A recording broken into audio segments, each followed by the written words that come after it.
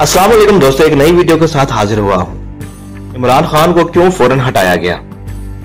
मैं आपको बताऊं कि इमरान खान ने ऐसा क्या जुर्म किया कि अमेरिका को इसे फौरन इसके ओहदे से हटाना पड़ा, और अगर अमेरिका ऐसा ना कर तो इसे किस किस्म के नुकसान उठाना पड़ सकते थे। इसको समझने के लिए आपको पहले दो नजरियात समझने पड़ेंगे। पेट्रो डॉलर क्या है? ये 1974 में शाह फैसल और सदर निक्सन के दरमियान एक मुआहदा है। इस मुआहदे के तहत सऊदी अरब की यह जिम्मेदारी थी कि ओपेक के तमाम ममालिक को तेल अमेरिकी डॉलर में फरोख्त करने पर राजी करे और कोई दूसरी करेंसी या सोना कबूल ना करे। फरोख्त से हासिल होने वाली तमाम आमदनी अमेरिकी बैंकों या फेडरल रिजर्व में जमा की जाएगी, जिससे यूएसडी की मांग में इजाफा होता है, क्योंकि किसी भी मुल्क को तेल खरीदने के लिए पहले यूएसडी खरीदना पड़ता है और ये इंतजाम यूएसडी को मजबूत करता है। बदले में सऊदी करेंसी $1 3.75 रियाल मुकर्रर की गई थी।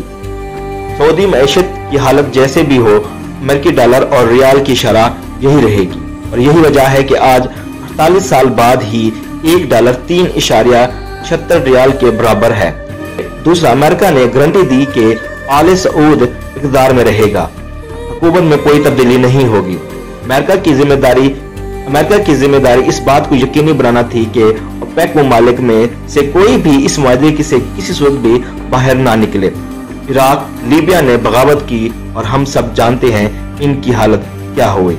नंबर 2, 1953 में हिंदुस्तान और सोवियत यूनियन रूस के दरमियान हिंदुस्तानी रुपया रूबल तिजारत का मुआहदा हुआ, जिसके तहत रूस से हिंदुस्तानी खरीदारी के लिए वो हिंदुस्तानी रुपये में अदायगी करेंगे। इससे हिंदुस्तानी रुपये की मांग में इजाफा होता रहेगा और करेंसी मजबूत रहेगी। हम हिंदुस्तान से रूसी खरीदारी के लिए रूसी रूबल में अदायगी करेंगे। इससे रूबल के मांग में इजाफा होता है और करेंसी मजबूत रहती है।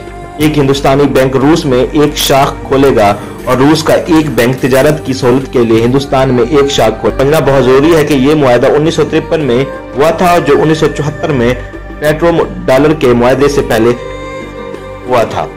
इमरान खान पहले पाकिस्तानी वजीर आजम थे जिन्होंने 2019 में पाकिस्तानी रुपए और चीनी युआन में लेन देन का चीन से मुआहदा किया। इस मुआहदे में सेमीकंडक्टर, ट्रांसफार्मर्स, नशरियाती आलात, इलेक्ट्रॉनिक्स आलात शामिल थे। अगरचा अमेरिका इससे खुश नहीं था, लेकिन वो चुप रहा क्योंकि इसमें तेल का लेन देन शामिल नहीं था। इमरान खान ने 2022 में तेल के लिए पाकिस्तानी रुपए और रूसी रूबल का मुआहदा करने के बिल्कुल करीब था।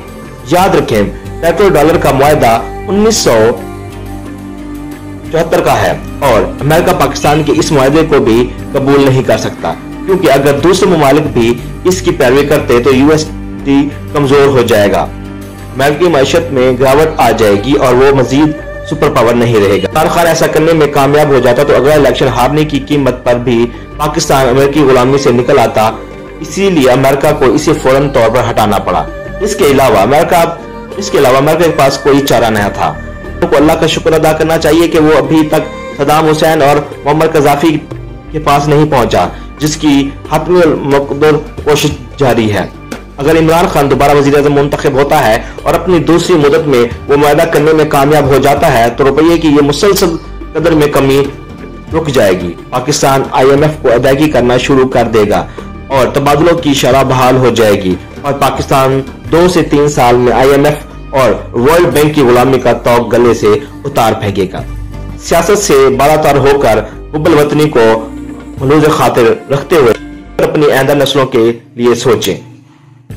मैं उम्मीद करता हूं कि आपको यह वीडियो बहुत अच्छी लगी होगी। अगर आपको यह वीडियो पसंद आई हो तो जरूर आगे शेयर कीजिएगा और सब्सक्राइब के बटन को जरूर प्रेस कीजिएगा। अल्लाह हाफिज।